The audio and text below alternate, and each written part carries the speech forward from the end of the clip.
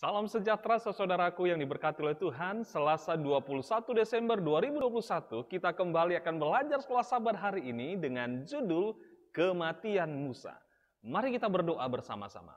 Bapa di surga, terima kasih buat kebaikan-Mu atas kasih karunia dan damai sejahtera yang Tuhan berikan hari ini.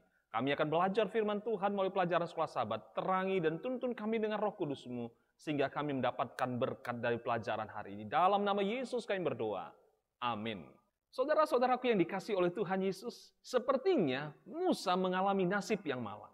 Sudah sampai sejauh ini, sudah melalui banyak hal, ternyata hanya keluar dari pemenuhan janji yang dibuat kepada Abraham berabad-abad lamanya. Seperti tertulis dalam Kejadian 12 ayat 7, Aku akan memberikan negeri ini kepada keturunanmu. Marilah kita baca Ulangan 34 ayat 1 sampai 12. Apa yang terjadi pada Musa dan apa yang Tuhan katakan tentang dia yang menunjukkan sungguh dia adalah seorang yang spesial. Ellen G. White menuliskan, di dalam kesunyian itu ia telah mengulangi kembali kehidupannya yang penuh dengan ujian dan kesukaran-kesukaran semenjak ia meninggalkan kehormatan istana dan kerajaan Mesir. Untuk menggabungkan hidup dengan umat pilihan Allah, ia mengingat kembali tahun-tahun tak kala ia bersama-sama dengan kawanan domba Jitrum. Terlihatnya malaikat di belukar yang menyala dan panggilannya untuk melepaskan Israel. Kembali ia melihat mukjizat-mukjizat kuasa Allah yang hebat yang dinyatakan untuk umat pilihan itu dan rahmat serta panjang sabarnya selama tahun-tahun pengembaraan dan pemberontakan mereka. Sekalipun adanya segala sesuatu yang telah dilakukan Allah bagi mereka, sekalipun adanya doa serta usaha Musa, hanya 2 dari antara semua orang dewasa dari bala tentara yang meninggalkan Mesir itu yang kedapatan setia sehingga mereka dapat memasuki tanah perjanjian. Apabila Musa memikirkan kembali hasil usahanya, hidupnya yang penuh dengan ujian dan pengorbanan itu kelihatannya hampir-hampir tidak berhasil.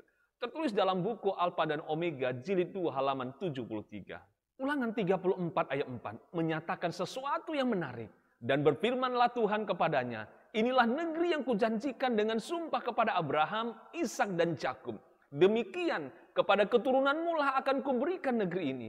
Tuhan sedang menggunakan bahasa yang diucapkan, kata demi kata apa yang telah diucapkannya berulang-ulang kepada para bapa dan anak-anak mereka. Tentang memberikan kepada mereka tanah ini. Sekarang dia mengulangi hal itu kepada Musa. Tuhan juga berkata bahwa, Aku mengizinkan engkau melihatnya dengan matamu sendiri, tetapi engkau tidak akan menyeberang ke sana. Tertulis dalam Ulangan 34 ayat 4. Tidak mungkin bagi Musa dengan berdiri di tempatnya dapat melihat dengan penglihatan yang normal semua yang telah ditunjukkan kepadanya dari Moab ke Dan ke Naphtali dan seterusnya. Ellen G. White sangat jelas dengan hal ini. Hal itu adalah pernyataan supranatural, bukan hanya tanahnya, tetapi seperti apa tanah itu sesudah mereka merebutnya sebagai miliknya. Dari satu sisi, hampir-hampir kelihatan seolah-olah Tuhan sedang menggoda Musa, yang membuat dia susah. Engkau seharusnya bisa berada di sini, kalau saja engkau menuruti saya sebagaimana seharusnya. Atau kalimat yang lain yang seperti itu. Tetapi gantinya itu, Tuhan menunjukkan kepada Musa bahwa terlepas dari segala sesuatu, bahkan meskipun ada kesalahannya, Allah akan tetap setia pada janji-janji perjanjiannya yang dia telah buat dengan para bapa-bapa dan dengan orang Israel sendiri. Seperti yang kita akan lihat juga, Tuhan bahkan telah melakukan sesuatu yang lebih baik yang disimpan untuk hambanya yang setia walaupun memiliki cacat ini. Kehidupan Musa, pelayanannya, perjuangannya dan pergumulannya tidaklah pernah sia-sia. Ternyata ada berkat yang Allah sediakan, kehidupan yang kekal. Kita akan pelajari pada esok hari kelanjutan daripada apa yang Allah janjikan dan karuniakan kepada Musa. Mari kita akhiri pelajaran kita hari ini dengan kita berdoa. Bapa di surga, terpujilah Engkau. Kami percaya bahwa segala sesuatu yang Tuhan karuniakan akan mendatangkan berkat bagi kami. Kiranya pelajaran dari kehidupan hamba Tuhan Musa yang penuh dengan setia dalam tanggung jawabnya akan menjadi berkat bagi kami. Penuhi kami dengan Roh Kudus-Mu.